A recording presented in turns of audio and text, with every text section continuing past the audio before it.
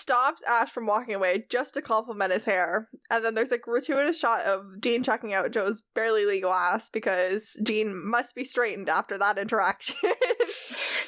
Because, he talked too much with Ash and was too friendly with Ash, so we must once again reestablish Dean likes women. Yes. His interaction with Ash seemed very platonic to me, so I don't see a need for straightening him out. It was there, girl. I don't know, I was just focused on how much I like Ash this time, watching it this time around. As you should be. This interaction that they're having with Ash is when we have our X-Files reference. Ash asks if they've ever been struck by lightning, and Chad Lindbergh, who plays Ash, played this guy in the X-Files who gained supernatural abilities after being struck by lightning. Oh, I didn't know that. How about that? I really hate to say it, but that wasn't that actor. Was it not? It was actually the actor who played Phoebe's brother on Friends. Okay. Oh. Ash was in an episode with, demon plants. That's what IMDb told me, alright. so I was just going off IMDb. I've not seen IMDb X-Files. lied to you. That's okay. Yeah. IMDb lied to you. IMDb does frequently lie to me, so. Jo tells Dean that her dad was a hunter, but he passed away when she was a little kid. And Dean gets halfway through flirting with Jo before he just trails off. Wrong place, wrong time. Because John's dead, he no longer has to perform his sexuality to the nth degree, so he's no longer obligated to flirt with Jo. Whoop whoop. It's like he literally remembered mid-sentence that he didn't have to do it anymore and just gave up. Like, he's just tired. We're all tired. Yeah. Jo specifically mentions that most hunters hit on her with beer, pizza, pickup lines, and Zeppelin 4. Led Zeppelin is a recurring theme in Supernatural when it comes to romance, specifically with Dean. I feel like a lot of hunters could, name their autobiographies pickup lines and pickup trucks. I mean, probably. Oh, that's so accurate. Sam is not interested in flirting with Jo at this point, and so he takes an interest instead in some murders that Ellen has, going in a file. That's my life. And they decide that they're gonna go check it out. It was the killer clown that killed the parents from the opening. And while we're in the car, we learn that Sam has a long suffering fear of clowns that he's had since he was a kid. And Dean defends his own, quote, I don't think there's any such thing as, a silly fear, but, it's these two dudes, shouldn't be afraid of anything. And, one's afraid of clowns and one's afraid of flying. And Dean's like, planes crash. And Sam's like, clowns kill. I have a folder full of people who just got killed by clowns. It's not often that your irrational childhood fear is actually, validated as an adult. I will say, in this show, over the course of 15 seasons, they only have that one episode in season 1 where a plane crashes. They have 3 episodes where clowns kill people. So, Dean 1, Sam 3. Yeah. That is 1 in 100 episodes, almost. That's a fairly significant number.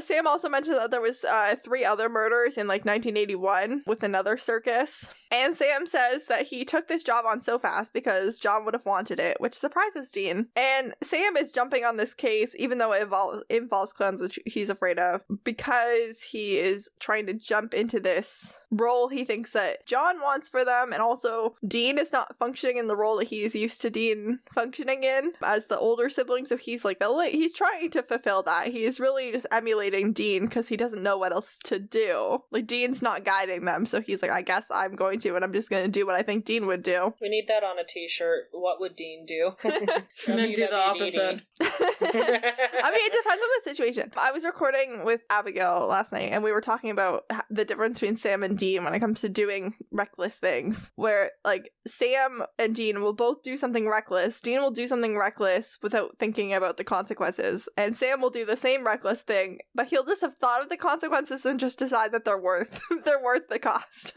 Recklessness, one with a little more thought. Yeah, it's it's a calculated risk. We get another scene of a kid seeing the same clown that the other kid from the opening scene saw. That kid lets that clown in the middle of the night, and it kills his dad and leaves him alive again. How many children are just letting clowns into their in? houses? If I saw a clown in my yard in the middle of the night, I would never sleep again. I'd be traumatized for life. But these kids are really into it. If this is your MO, that means that has to be a whole bunch of kids that are just stupid enough to let you into their house. I wish that there was something in the lore about the kid aspect of this, this? I don't know. Because, like, all of these kids are super into this clown, and I don't understand. It's releasing I don't know. chemicals. I thought that one kid's father, like the father that just got killed, like, I think that was kind of dumb, because in the funhouse he was telling his kid, oh, clowns are your friends. I'm like, no, they're not. Have you not seen It? Clearly Come on! sheltered children. Yes. Yeah. Children who Educate have yourself. not been allowed to watch scary movies to learn the rules. I mean, all of these kids are a little young, to be fair. And how young?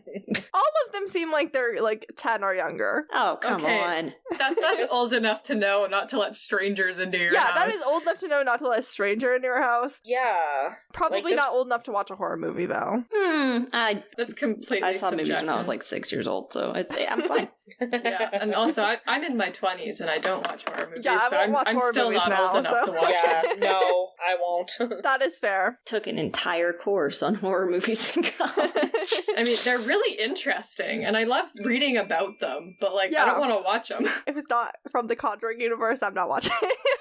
That's fair. That's my one exception, apparently. The police are already investigating when the boys arrive, and they think it's a cursed object, so they don't go, like, fake police route. They just decide they're gonna get hired at the circus. And Dean immediately proves that he's never had a real job interview in his entire life. He's crass, he's making jokes. Sam is embarrassed to be seen with him. He should be. It's just like a really like dark illustration that Dean's never had a normal life, because like most 16-year-olds would walk into like a job interview and know not to behave this way. I like that one woman they saw when they first got to the circus, like the look she gave them. And then Dean, of course, asks Sam, did you get her number? I didn't even put that in my notes because I've said it so many But times it's how funny. annoyed I am with Dean trying to get Sam. Well, see, that's why I put it in mine. Just like, of course he asked again. Like, Yeah. Would you get out of here with your heteronormativity? Yeah.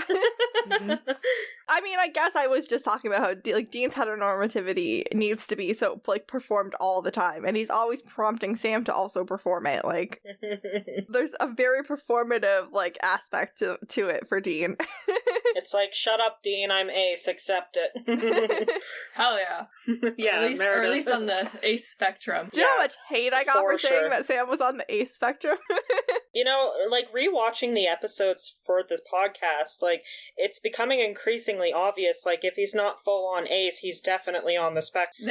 They can send you all the hate they want. It gives me life and energy. I mean, to be fair, the person who mostly came at me for it was Kelios, who's like the Wincest shipper on Twitter. So Ew. Get out of here with your aphobia and your nastiness.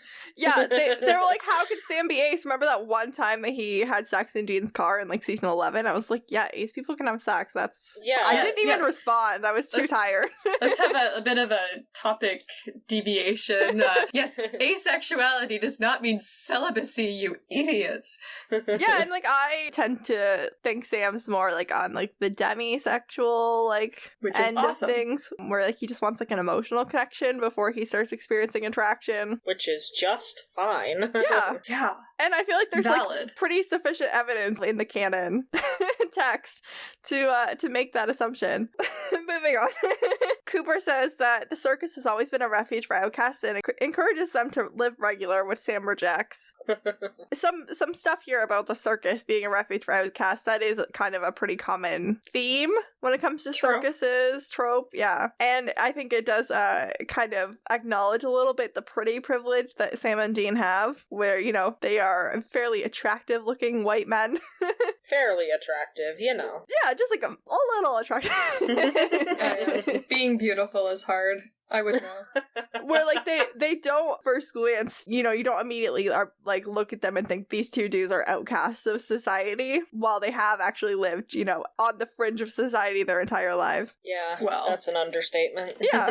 Sam is pretty adamant in his rejection of living regular, and Dean asks Sam if he meant that, and Sam says, I don't know, I'm having second thoughts about going back to school, when they eventually do kill Azazel. And I think this is interesting. The death of John has made things a lot more real, I think, in terms of Jess's death. I think it's reignited that the rawness of that emotion. Looking for John and like hunting down the demon was a distraction from the pain of Jess dying. And now that John is dead and they have no leads on Azazel, he is kind of being forced once again to confront the fact that Jess has been killed. Woo. And also, we've talked about this with Sam before, he knows that killing the demon isn't going to bring Jess back. And also, like, the reality that John's not going to show up and fix things when they do eventually confront the demon. Like, whatever happens with the demon is going to be on their own merits. Dad is not there to back them up anymore. I mean, not that he did much in the first place. No, but the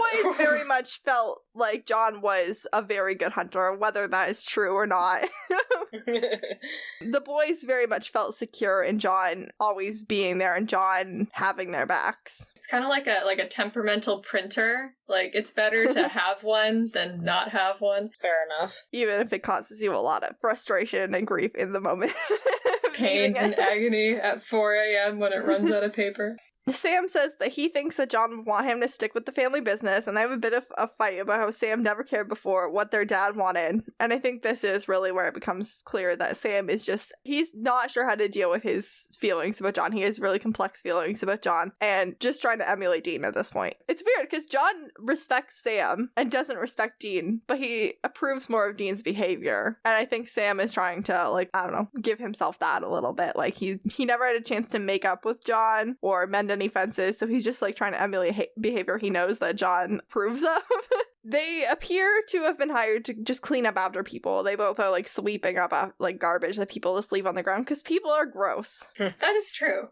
Like, just pick up after yourself and put, like, there's trash cans everywhere at these circuses. Put your stuff in the trash can. This has been a PSA. Yeah, I don't know. Have you ever seen a McDonald's parking lot? Sam has what I assume can only be Dean's fake Walkman EMF meter. I assume, unless all EMF meters have headphone jacks that we've just declined to use this entire time. I actually put that in my notes. I was just like, how the heck does it have an earpiece now? Yeah, like, it never does before and it never does again, except for the fact that Dean once built an EMF meter out of a Walkman, which would have a headphone jack. That is true. Like, why does it need a headphone jack? I feel like if people just saw you with a random beeping object in a crowd at a circus, when you're wearing they wouldn't the really circus bat an jacket. eyelash. Yeah. The boys are very down on layers, I noticed also in this scene. Like, they're wearing the jacket and also, like, just a t-shirt. It must have been really hot when they were filming because they have no additional layers between the, like, work jacket and the t-shirt. Oh, wow. Which is a very few number of layers, and there's a point at the end of the episode where they're both just in t-shirts. Like, it must have been, and I know in the previous episode it was hot when they were filming outside. It must have been summer. Well, they were filming in BC. Yeah. I guess it's a little warmer over there. It is a little warmer, but it tends to be rainy. Wet. Okay. And it looks very just, like, dry and hot. Sam goes and checks out the haunted house, finds a suspiciously real-looking skeleton. It doesn't look real to me at all. This is very much a plastic skeleton. You should have gotten a real skeleton. Come on, poor people. Yeah, commit. Sam's like, the skeleton might be real. Maybe that's what the issue is. That would present some issues. They mentioned that Cooper worked on the other circus that had the other murders, so that's fun. And then while they're, like, discussing what they could do, they see another family where a child sees a clown that the parents don't see, and they're like, well, that's weird enough. Let's just see if that's what we're looking for. Seeing a clown that your parents don't see. Yeah, that might That's be not a bad sign. something to look into. Cue another stakeout where they're just parked in the street hoping nobody walks by and sees them staring intently at a family home. No wood panel van. Come on. I just need that woman to. I just need that woman to come by again and say pervert. Yeah, the one. Except it's a different kind of pervert because it's a house with parents and a child. Yeah, I just need her to pop by again. It literally just gets worse Hero. when they go into the house because, like, the clown shows up and the kid lets it into the house, and then we get a whole scene where the boys are walked in on by two parents where they've Hey, just guys! fired some gunshots. There's two grown men in their house. Sam is holding the girl, like, little girl. Like, he has the little girl in his arms. She is screaming. She is upset. There was gunshots. Like, literally, like, these poor parents woke up to gunshots in their home. Their child is screaming and being held down by a 6'4" adult man. They should really just start wearing ski masks because now they really have their should. faces. They can report you and give the police, like, descriptions. Literally. We deal a lot with the FBI later in this season, and I'm surprised that this incident isn't on the list of, mentionable incidents. But this is when they decide that they're gonna ditch the van, Bobby's one working vehicle that he has. Because presumably these people are gonna call the cops and report them for kidnapping. I liked what the little girl said to the parents, though, and I wish we could have seen the parents' reactions. Mommy, Daddy, they shot my clown! Yeah, because these parents have no idea about the clown you have either. A what now? The boys are then walking back to the